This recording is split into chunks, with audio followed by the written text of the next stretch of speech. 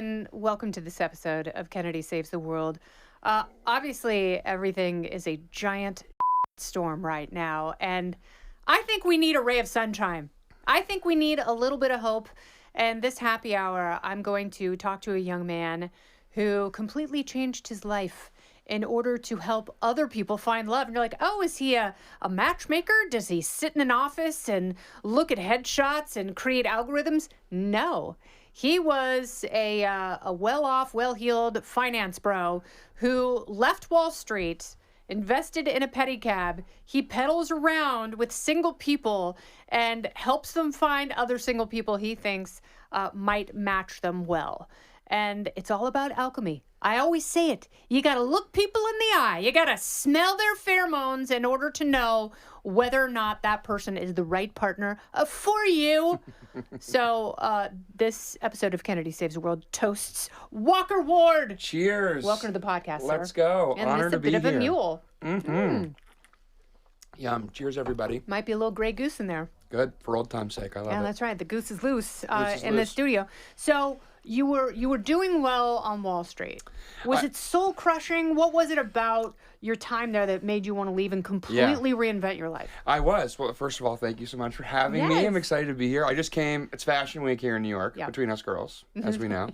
And I just came from my first ever runway show, which was Wow. cool. So I'm a little more dressed up than usual, and I'm excited to be here. But long story short, well is a relative term, but yes, I was doing well on Wall Street, sell side, and I actually did not leave on my own volition. I was fired. Oh, that sucks. I was let go July of 2023, Okay.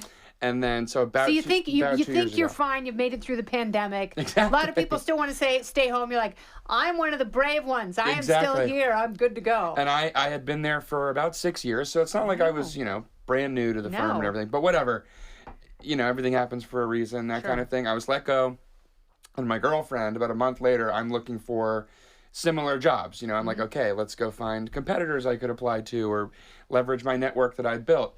And my girlfriend, who's amazing, she was like, Walker, you've always loved entertaining. You've always loved performing. I have always wanted to be like a film or television actor, personality. Yeah. And, in today's world, rather than just waiting tables and going on auditions, you can kind of get your name out there through social media. So long story short, that was the impetus for my social media journey in general. I started doing sketch comedy, characters, that kind of thing, which snowballed into late this past spring, 2025. I have a lot more free time on my hands than the structured 9-to-5 employee, maybe. Okay.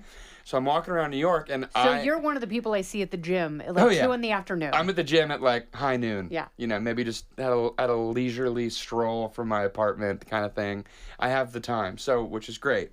And I'm looking around the streets of New York, and I'm like, God, everyone is so buried in their phones and their technology. Not necessarily anyone's fault in particular, but just culturally, we're so A to B, check the box, get to where you got to go, and we're kind of buried in our tech. Yeah, And and try and complete 16 tasks at on the once, way. Yeah. as we go, And so long story short, where I'm going with this is I was like, okay, maybe there's so many amazing people walking by each other every day. If they were just kind of looking up, you never know. You might meet your potential person. Because everyone who doesn't have, who's not in a relationship right now, is frustrated, and they're looking for another person. Yeah. And they're like, I'm doing all the right things. Why is it so hard for me? Like, Yeah. there are millions and millions of people in the city. At least half of them are available. Why can't I meet the quarter that might be a good match for me? Precisely what So you're looking at the math. Like your analytical looking at the finance math. brain is running the numbers. Call it 8 million people, and everything you just said. Call it 8 million on average. Let's say 4 million are single. Let's say 1 million are walking around the streets of New York every day. I wanted to sort of put a little bookmark in between someone's, kava run and they're getting back to their office or something. Pick them up, hop in the back of the Mingle Mobile or Yeah. the single sled. I love the single said. The Chariot of the Desire. Chariot of Desire. Yeah, the Chariot of Desire. And just, you never know. Worst case scenario, you get a free ride. I have learned that, well, basically what I like to do is I like to treat it like we're shopping for love. So if someone Nice. hops in the back seat, They know what they're getting into. They do. Okay. Totally. And sometimes people ask me, what's the success rate like? And once I have someone in the back seat, the success rate, meaning do I find them a match being you exchange numbers, you like each other enough to go on a first date. Obviously, you're not just going to maybe propose in the back seat, but you never know. No. Regardless. You're not opposed to it. I can tell. That hit rate, certainly not, is about 50% probably. Like 50% of the people we get in the back seat. That's got to be higher than A, going to a bar, or B, getting on an app. Totally. And I think there's something about being in a funny, spontaneous situation like that where even if you might not be hitting it off beautifully with the person you're on the date with, it's like, wait, this person was down to earth enough, cool enough to hop in the back of this pedicab. This person was cool enough to hop in and meet me. Let's give him a shot. So anyway, one of the common things I hear all the time is that, dating apps are just getting crazy and people are sick of them. And why not just tap back into the organic, to your point, pheromones, meeting in life, in the world, in the wild. Butterflies. A lightning bolt. Totally. Not something where a true organic meeting as opposed to something where you meet somebody on an app. Okay, they sent me a message, little dopamine rush. I'll get back to them in a day or something. Yeah. It sort of forces you to be present and engage. I don't like those games either. I can't stand the timelines and I'm going to make someone wait. I was talking to a friend of mine the other day. She's like, I met this guy last night and, we hit it off. We had a great conversation. He texted me the next day. I text him back and I haven't heard anything from him. And I was like, why are people playing games? There's got to be a better, more honorable off-ramp than just ghosting someone. Totally. That's where the Mingle Mobile comes in, baby. So what happens when people connect? What does it look like? Basically, what it looks like is what it looks like is I have on the back of the Mingle Mobile, the single sled, a little just met neon sign, a little play on just married. Yeah. And I like the way we determine if it's a match is I like to keep the dates between 15 and 20 minutes. Yeah. So it's not that long. And I'll ask them questions. We're looking for love, etc. Ask them about their dating history, and then let them talk and get to know each other. Okay. Do you ask them about the dating history when they're both together? Not sometimes. Separately? Sometimes. Okay. Definitely the first person who gets in, the hero rider, as I call them. Let's say Sarah gets in the back seat. I'm like, Sarah, what up? Talk to me. What's the deal? And usually, not all the time, but someone who is willing to get in the back of a hot pink pedicab with a single heart bouncing around and this fuzzy guy driving it. Someone who's willing to get in there to look for love has been through something, or they're actively dating, looking for someone. You're not going to get back there if you're not. So, I'll get to know them, and then for the match itself, I have these little paddles that have octagons on the top. One side is a stop sign, one side is a go sign, green, red. They close their eyes. I count them down, 3, 2, 1. Do you want it to be a match? Yes, no. And they hold up green, or they hold up red, or one holds up green, one holds up red. Prisoner's dilemma. Which happens. Yeah. But anyway, and if it is a match, then I like to take them to a little spot. There's a longer story to this, but I like to drop them off at a date spot. I try to work with. I ride around a lot in Lower Manhattan. I live in Lower Manhattan. When you say Lower Manhattan, do you mean like the East Village or like Fidei? More Village, more Greenwich Village, West Soho. Village, Chelsea, Soho. That's the area that I know very well just because I live there. Yep. So I know the roads well. I know restaurants. So what I've learned, since you asked, is in the beginning of the rides and of the show that I call it, Pedicab Connections, I was doing it midday, and that did not lend itself well. People were just busy, even though I want to try to pull someone out of their day for a minute. Is it morning or early evening? Evening.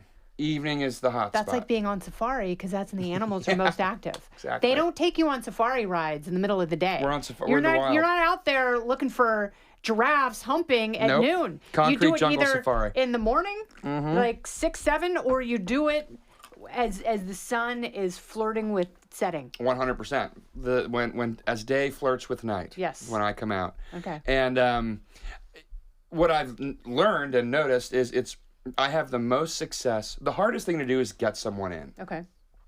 just, I get it, you know, some random guy pulls up to you, you like hop in, you think there's a price associated with it, it's a pedicab, Yeah. it's a free ride. It's a scam. Free ride, it's a scam. But wake up in a bathtub full of ice in Thailand. Exactly. I think it's not good. Bangkok. You pull up on a group of, I like to try to get a girl, woman, etc., in the cab first, because it's easier to pull up on someone with a woman in the back seat than a guy, usually. Yeah, two guys, it's like that's predatory. Right, exactly. Yeah. It has a little bit of it can have that feeling. We don't want that. So I try to look for, the girlies. That could seem to a woman like a dare on a bachelor party. Or like a fantasy football, like you lost a fantasy football league, and you have to like pull up the people and like pick them up.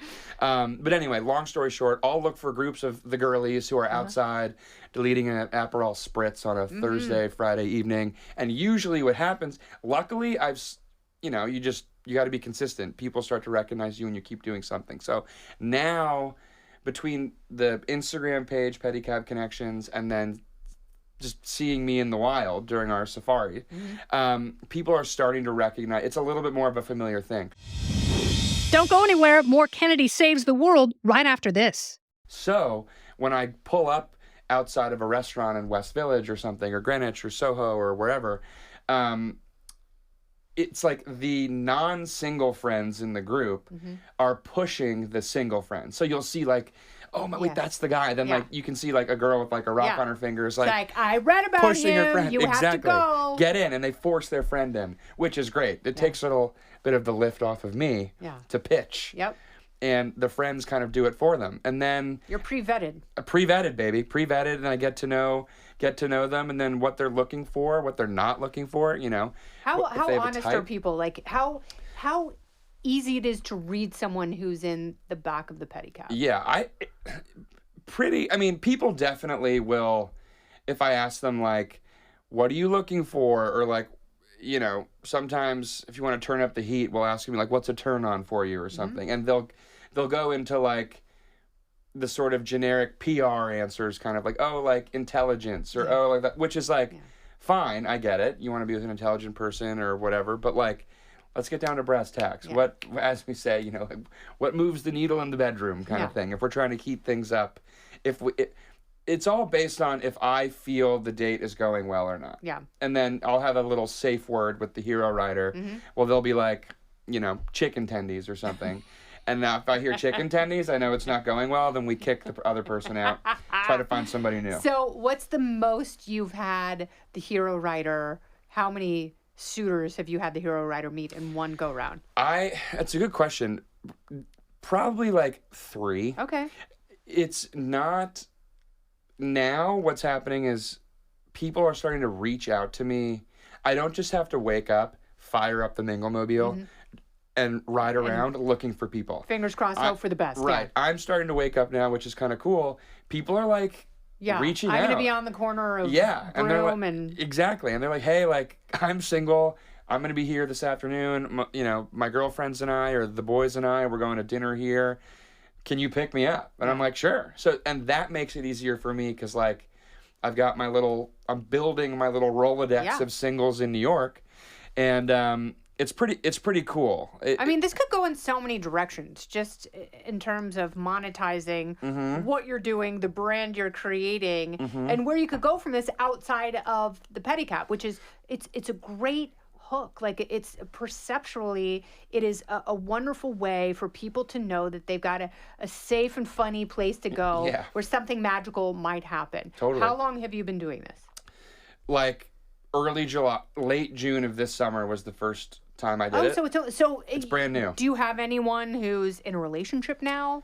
Like, what is your success rate? What does success look like for you? Good question. I'm trying to work on what the best format is for follow-ups because people sometimes I'll have people reach out who've watched an episode and they're like, wait, what happened to Kim and Maggie, or what happened to Peter and John, or like whatever.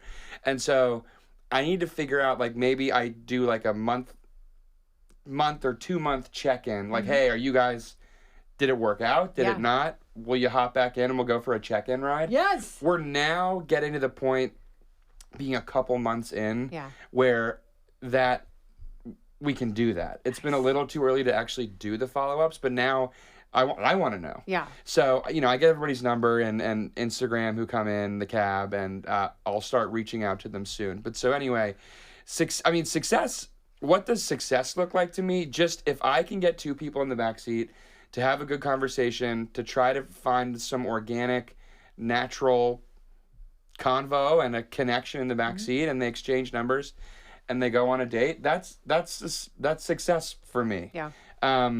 What will you do when it rains? That's a good question. And when the weather starts to get consistently colder, because we're now entering into cuffing season. And cuffing season could be very, very good for you. But how do we maximize that? We got to winterize the Minglemobile. That's right. I got to go to like a trailer park or like a Winnebago area and like figure out how I can winterize this thing. Make a little snow globe. Yeah. Oh my gosh, that's amazing. On the sled. Yeah. So we're like on a little sled, Santa's sleigh. There are all kinds of places I could take that. Between us girls, I don't know yet. Okay. I'm not sure what I'm going to do when it gets cold. Maybe talk to some of the horse and carriage folks in Central Park, because they're year round. Totally. So maybe it's like big polar fleece blankets, a little bit of a portable heater, hot cocoa, chocolate, maybe some Baileys in there if they want it. For old time's sake, baby. Yeah. Hell yeah. I love it. But that's basically the format. That's what we've been doing. I personally am excited. Fall in New York is my favorite. It's magical. Autumn. There's truly nothing like my inner PSL girly comes out, pumpkin spice latte. I'm just like, can't even control the heel kicks involuntarily. They're coming out on the sidewalk. I have all my layers. And anyway, so it's because it's been hot when I've been riding in the summer. So I'm excited for that like 50, 60 degree day. I also think Saturday, weekends are going to be really big now that a lot more people down in those neighborhoods have returned from their respective summer travels. Yes. They're outside watching college football. They're outside watching the NFL. Just the streets from a fishing perspective, not catfishing, but fishing for love as the pilot up in the cockpit. It's much. I'm noticing it's much. There are more people around. There are more fish floating around that I can try to get to hop in the back seat. Well, I love your venture. I love. Thank you. I love it. We love. Walker Ward, where can people find you if they want to hop in the Chariot of Desire? Totally. So Chariot of Desire, Pedicab Connections on Instagram. Okay. On social media, if you're looking for me, that's where you can find it. And Pedicab Pedi Connections. P-E-D-I. P-E-D as in dog, I. Pedicab Connections. And then in the world, we're usually riding around the West Village, Greenwich Village, Soho, East, anywhere kind of lower Manhattan right now. Okay. I'm staying away from the Central Park, Midtown. Sometimes some of the ladies who get in the cab love a finance bro. And I'm like, let's pop up to Midtown. But I've had a few... The real pedicab guys. Oh yeah, they're territorial. It because they're territorial, and my ride is free. Yeah, it's like the Jets and the Sharks. So I gotta they crawled so I could run. So I could roll. They crawled so I could roll. So I need to respect their boundaries. So we're keeping it to downtown right now. All right, well, Walker, it is a pleasure meeting you. Thank you so much. I want an update at some point Thank you so soon. much. So thank you for this. Cheers to you. Cheers. And the success. Cheers, cheers. We love. Hallelujah. This has been Kennedy Saves the World, along with Walker Ward. I'm Kennedy.